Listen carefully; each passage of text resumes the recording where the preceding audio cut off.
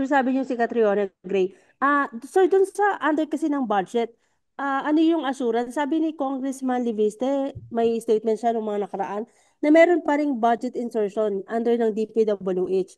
Ano yung assurance na hindi na maulit itong mga anomalya sa flood control? Ako magagaranti ko sa inyo na yung mga infrastructure projects sa loob ng 2026 budget, hindi na magiging ghost project yan. At hindi na rin magiging substandard. At hindi na rin nila kakatayin yan, meaning babawasan yung presyo. Kasi unang-una, lahat sila meron ng station number.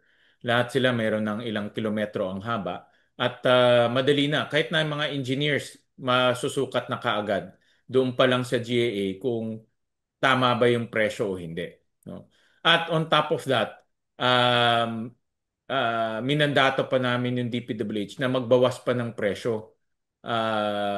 Dahil nga may mga nakita tayo na pwede pang bawasan yung presyo. So maglalagay kami ng special provision para imandato ang DPWH, bawasan pa yung presyo ng mga infrastructure.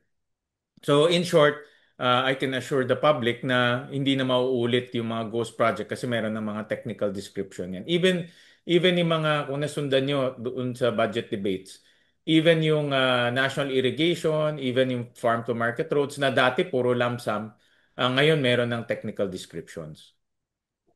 So papayagan pa rin sir yung insertions sa budget, lalo na kapag nag-BICAM na kayo? Bawal, hindi na namin papayagan yan. At hindi na tayo papayag, yung tawag nga ni Senator Ping, alien na mga projects. Gusto natin yung ano lang, yung disagreeing provisions.